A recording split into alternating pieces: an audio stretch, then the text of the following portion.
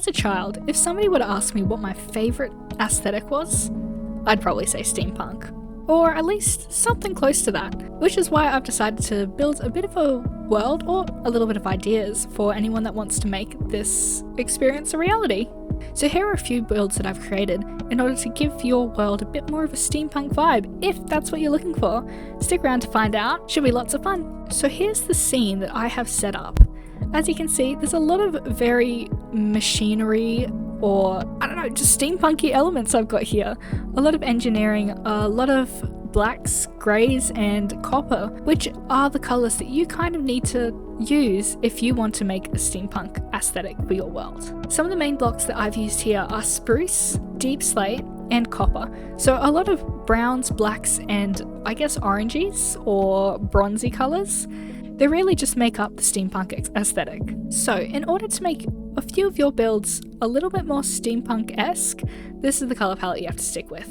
But also remember a bit of variety. Steampunk is a little bit of a messy aesthetic, which means it needs a lot of elements, almost like a patchwork or collage. So as you can see with some of these builds that I've made, I've incorporated some white and some of them are mainly just copper or just mainly just deep slate.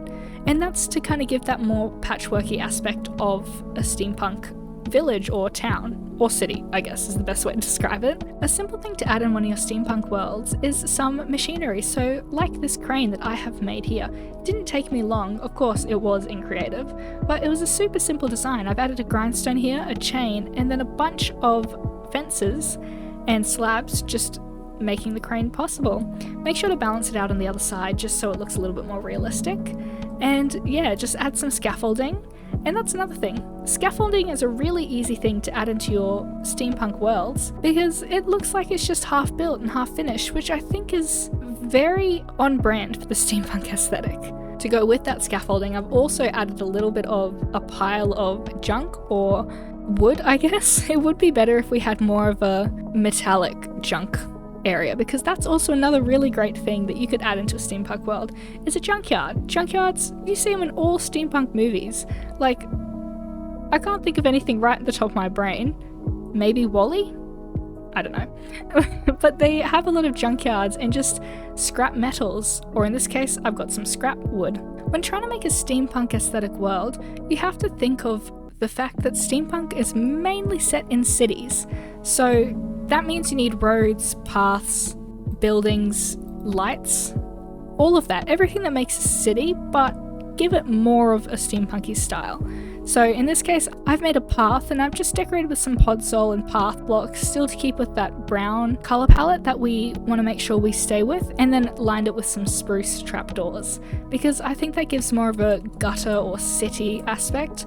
Now, I could have made a road and it would have also looked as good, but because of some of the things that I've built here, a road just wouldn't really fit in my vision. So a few things I've made to line this road are these light posts and these trees. So the light posts are obviously to show a bit more of that city aspect. Super easy to build. I've just put some deep slate tiles with the slabs around, some fences, deep slate wall, some more deep slate stairs, and topped it off with a little bit of a trapdoor here just to give it a little bit more variation. Added a chain, added the light, perfect, boom. And then I've also put some wither roses in pots around just because I think the wither roses do fit the aesthetic of steampunk a little bit better, or better than most flowers do. And I've lined the path with a bunch of these. They're super easy to build. If you like this design, feel free to use it. If not, I'm sure there's many designs that you can kind of base it off of. Even if you wanted to change this from deep slate to copper, would still work the exact same. Oh, well, apart from the wall. But everything else will work really well. And next to it, we have the tree. So the tree was very simple, it's just a spruce tree. The reason I've built it is if you look up a lot of the steampunk aesthetics or cities, they have little bits of nature all through, just like all cities. But a lot of them are very dark or dreary. In this case, the spruce tree is probably the darkest tree that we have, which is why I've added it. So I did the spruce leaves at first, and then I thought, needs a little bit more texturing. So that's why I added some of the mangrove leaves just in the midst of it, and I think it looks really well. When making these spruce trees, or just any steampunky trees in general, try and make them very tall and kind of lanky, a little bit wonky, just again to fit with that unfinished, uneven, patchworky vibe. If you have it a little bit more lanky, just like this, or I've put it on a bit of a slant and then made it go back a bit, as I've done with this tree as well, it looks a lot better within the steampunk area compared to something that's a little bit more full and luscious. Now, another thing you can probably see is some of the gears that I realized I didn't use waxed copper blocks, so that's my bad. But I made some gears. They're not the best, a lot of people have done better, and I'm realizing that if you change these out for some acacia trapdoors, they would probably work just as well. Let's have a look. Oh, not that way though. Oh my goodness. There we go. Yeah, they'll work just as well. Same with changing these to half slabs, they'll work just as well. Or even just trapdoors again. There we go. You can make some gears with some lightning rods, copper, and acacia trapdoors. Or you can just go full copper and make some gears, which honestly, not my favorite, I'll be honest with you. But all in all, I think adding some of them on the sides of your walls or mountains, it just, again, it makes it look a little more scrapyard or junkyard based as the steampunk aesthetic continues. I've built a variety of different builds. This one was the first time I actually tried out a roof like this, and I have to say, pleasantly surprised. This roof, I was able to just extend each block out by one as it went up, and it looks amazing. I added some stairs in order to give it a bit more of a rounded shape so it wasn't as harsh as it was before, and honestly really like it. Added some lanterns as well to hang off the tops, and yeah, first time I've tried this roof, and I think I will try it some more because it looks really great. I added some lightning rods for decoration and some differing spruce woods because, again, the patchworky theme of steampunk or the junkyard, almost like all the buildings out of scrap metal, is kind of what we have to think of. So you need a variety of materials to use. And so in this case, I've used spruce wood, stripped spruce wood, diorite, and dark oak stairs and all that. You want a variety of buildings, again, for the junkyard theme. Very different. All of these buildings are different. I've even gone with different color palettes.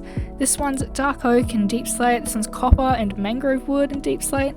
It all has the kind of same vibe, I guess, but it's done in a different way, whether that be more deep slate or less deep slate, or more orange or less orange. You want to make sure the buildings are different, but also still fit the theme together.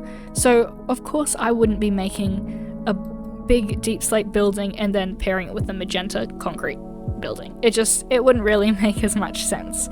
You still need to get a general gist of the colors for steampunk, but also make sure you branch out a little bit, add some variety.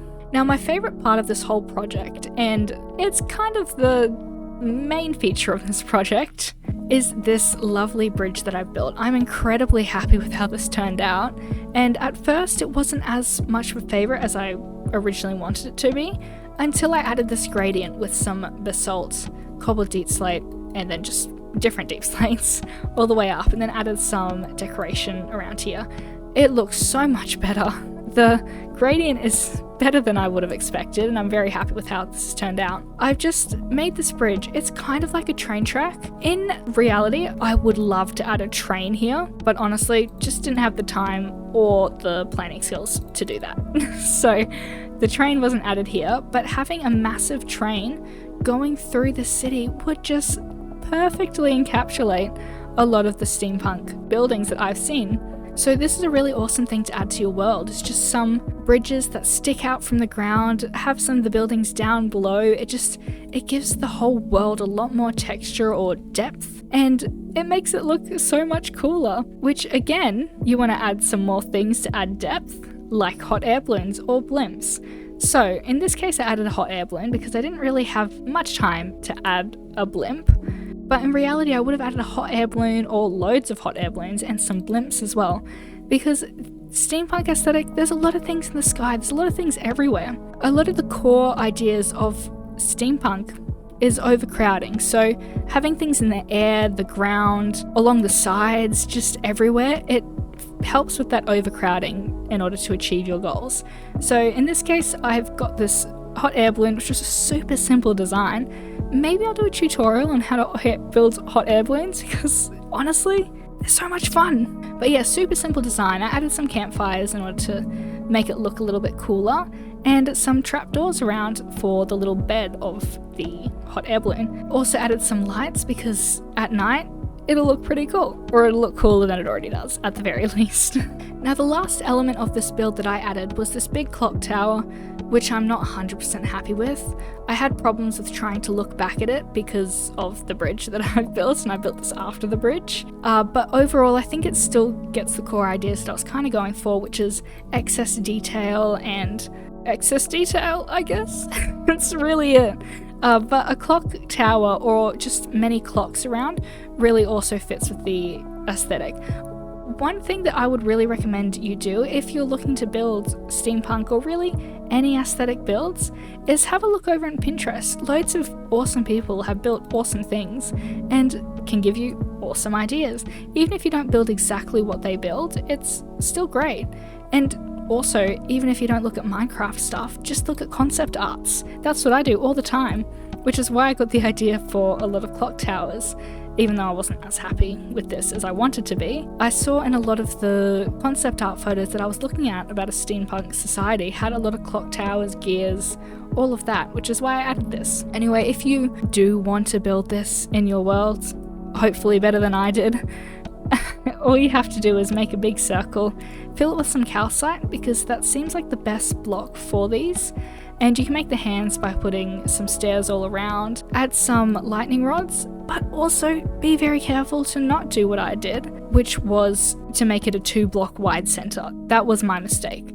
I should not have made it a 2-block center. It makes it look strange and weird, and I don't like it. But make sure to add a bunch of detail, and yeah, although it's not my favorite build, it's okay. It's okay. It's not my worst build. So steampunk, as with every aesthetic, looks way better with shaders, so let's have a look.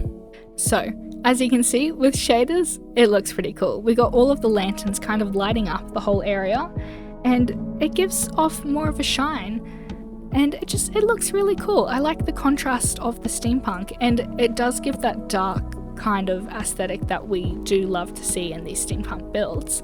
And the trees look great, the bridge looks great, the whole area looks great. And I have just realised there was one thing that I forgot to mention, which was the fact that I replaced all of this with tough blocks. So the reason why I did that is, again, the steampunk aesthetic, it's very dark, dreary, a little bit less nature than before. So I replaced the entire thing with a whole lot of tough, just to give that contrast with the builds and a bit more realism to the steampunk area. It looks a whole lot better with the tough, way less busy than it did before, and trust me on that, it did look busy. So I really like the way that the tough's added. I'd recommend it if you are building, just change at a background wall or something along those lines, because it really does help. But anyway, here's our steampunk build with shaders. It looks pretty cool, especially with the sun just shining over here. You can see that I didn't do the back.